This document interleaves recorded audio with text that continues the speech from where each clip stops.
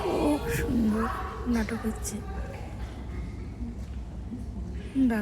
তুমি আর আমি শুধু জীবনের খেলাঘর, হাসি আর গানে ভরে তুলব যত ব্যথা দুজনে ভুলব।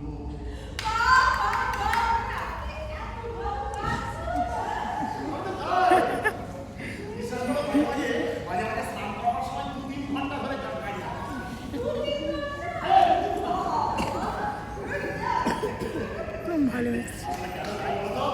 তোমাদেরকে পরপর ভিডিওগুলো দেখাবো।